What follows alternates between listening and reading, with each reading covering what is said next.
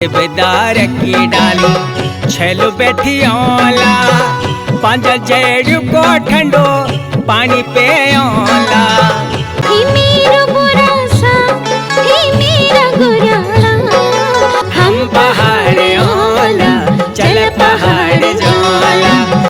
जय हिमालय जय भारत। संसार भर में हिमालयी लोग यूट्यूब चैनल देख रहे आप सभी का स्वागत है और मैं हूं भारत की राजधानी नई दिल्ली से डॉक्टर हरीश चंद्र रखेड़ा। हिमालय की बर्फीली चोटी और गहन घाटियों में सिसकती एक परंपरा आज भी अपने इतिहास की दर्दनाक कहानी सुनाती है। वह परंपरा जिसने शर्म करने वाले हाथों को पूजा नहीं पराजय का प्रतीक माना। इन हाथों ने लोहे को औजारों में ढाला, लकड़ी को जीवनदायी रूप में तराशा, ढोल की थाप पर देवताओं को जगाया, शब्दों को अग्नि दी और फिर भी ये हाथ पीढ़ियों तक अपवित्र माने गए। मैं बात कर रहा हूं हिमालय के महान शिल्पकार समाज की, जो अफगानिस्तान से लेकर पाकिस्तान, भारत, नेपाल तक फैला है। यह अलग बात है कि अफगानिस्तान और पाकिस्तान में यह समाज अब मुस्लिम हो चुका है। यह समाज जो विभिन्न नामों से पुकारा गया, जिसे भारत में शिल्पकार कहा गया, तो नेपाल में कामी, दमाई, सारकी, बड़ई, लोहार आदि। हिमालय के इन शिल्पकारों की कहानी इतिहास के उन पन्नों में दर्ज है जहां सामाजिक संरचना की कठोर रेखाएं मानवीय संवेदनाओं पर भारी पड़ी, जो सदियों तक खस जातियों के वंशानुगत सेवक बने रहे। बाद में जब वैदिक आर्य आए या गोरखा शासन हुआ तो ये सामाजिक बंधन और कठोर हो गए। सेवा उनका धर्म नहीं, उनकी नियति बना दी गई। उनका श्रम जीवनदायी था, परंतु जीवन की गरिमा से वे वंचित थे। उनके हिस्से आई सिर्फ आधीनता, अपमान और अछूतपन। एडविन टी एटकिंसन की द हिमालयन गजेटियर में शिल्पकारों को खसों की वंशानुगत सेवा जातियों के रूप में चित्रित किया गया है, जो खस समुदाय की सेवा में बंधे थे। एडविन टी एटकिंसन ब्रिटिश राज के एक वरिष्ठ सिविल अधिकारी थे और विद्वान थे। उन्होंने 19वीं शताब्दी में उत्तर भारत, विशेषकर उत्तराखंड और हिमालयी क्षेत्र का प्रशासनिक व सामाजिक अध्ययन किया।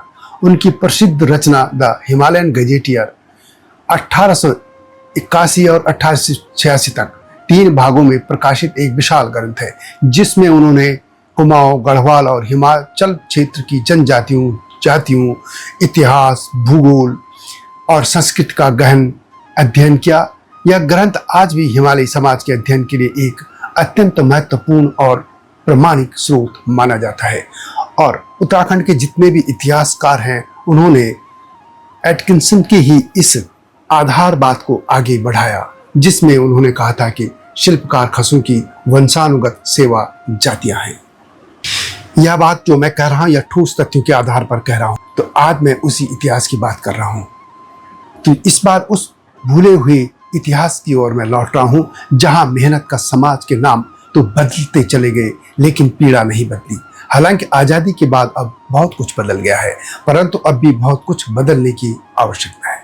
इसी मुद्दे पर मैं बात करूंगा, लेकिन जब तक मैं आगे बढ़ूं, आपसे अनुरोध है कि हिमालयी लोग यूट्यूब चैनल को सब्सक्राइब अवश्य कर दीजिएगा, जिन्होंने अब तक ऐसा नहीं किया है या जो चैनल पर नए हैं। और मेरे सत्यमेव जयते चैनल को भी देखिएगा, जो कि समसामयिक मुद्दों पर है। यह आपसे विनम्र अनुरोध है। तो बात करते हिमालय के इन शिल्पकार बंधुओं की, जो कि पूरे हिमालय क्षेत्र में अलग अलग नामों से जाने जाते हैं।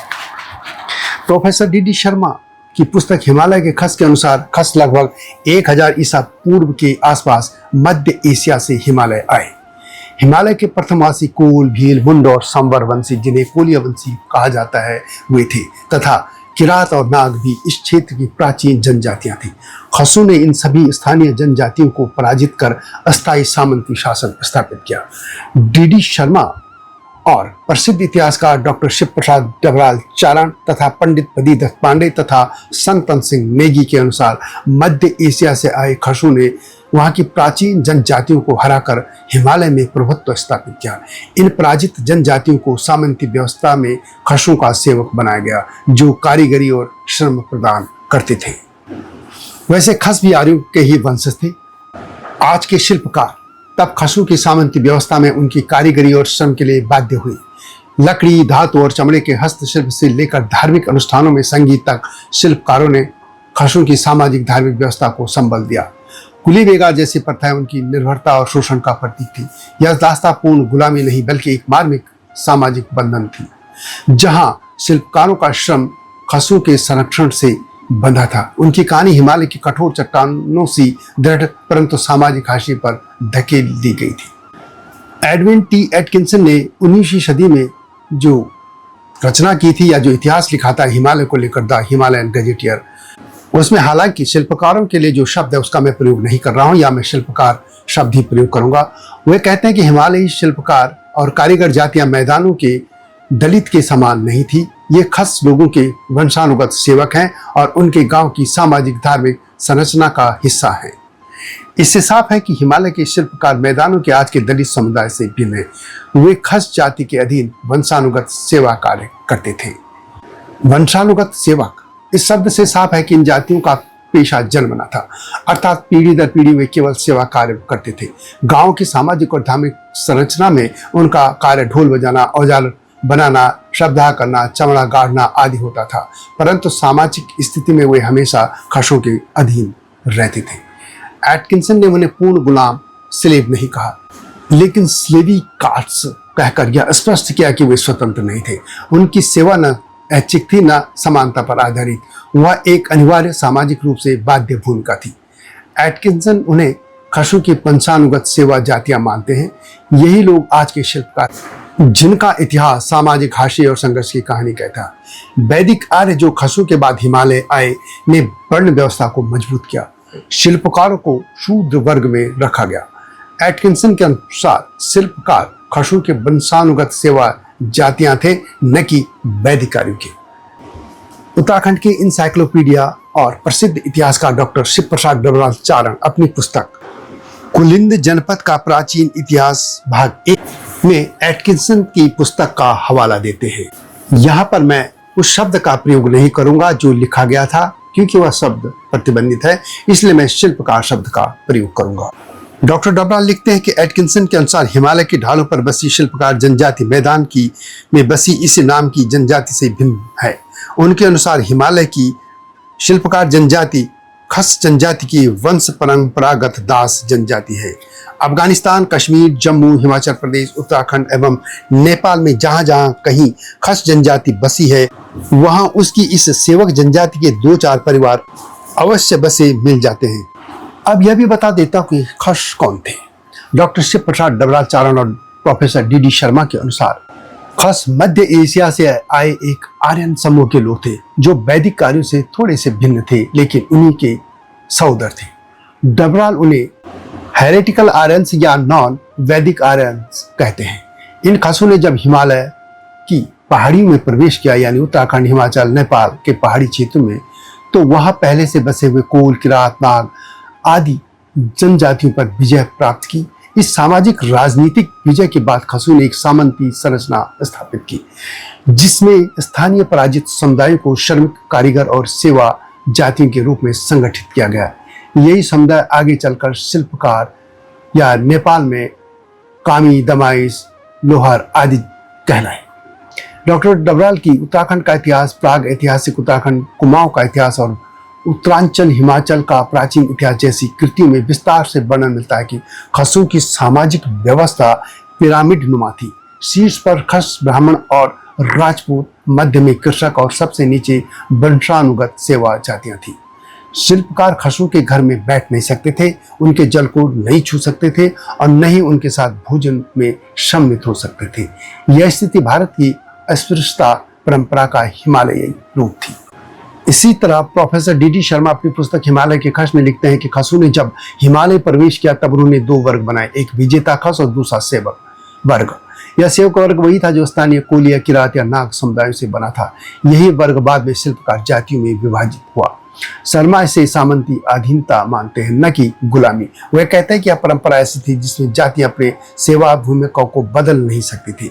शिल्पकारों को जबरन सेवा करनी पड़ती थी, सामाजिक मान्यता, धार्मिक अनुष्ठानों और ग्राम व्यवस्था के अनुरूप। इसी तरह कुमाऊं के श्री बदीदत्त पांडे लिखते हैं कि शिल्पकार खसों की परंपरागत सेवा जातियां थी। वे अपनी पुस्तक कुमाऊं का इतिहास में लिखते हैं कि खस जो मध्य एशिया से आए एक आर्यन समूह का हिस्सा माने जाते हैं, उन्होंने हिमालय में स्थानीय जनजातियों जैसे कोल, किरात, नाग आदि पर प्रभुत्व स्थापित किया। शिल्पकार इन जातियों के वंशज सामंती व्यवस्था में खसों के लिए कारीगरी, लकड़ी, धातु, चमड़ा और धार्मिक कार्यों जैसे संगीत में सेवाएं प्रदान करते थे।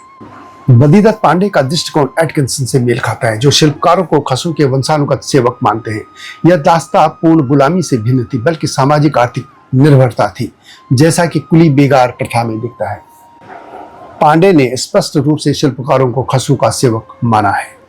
उत्तराखंड व हिमाचल में गोरखा शासन आने पर नेपाल के मुल्की ऐन कानून को भी यहाँ लागू कर दिया गया था, यानी ये कह सकते कि वह जाति व्यवस्था का और भी कठोर कानून था। इस कानून के अनुसार नेपाल की कामी, दमाई, सार्की आदि जातियां मात न खाने, पानी न चलने जातियां थी, अर्थात वे अछूत जातियां थी।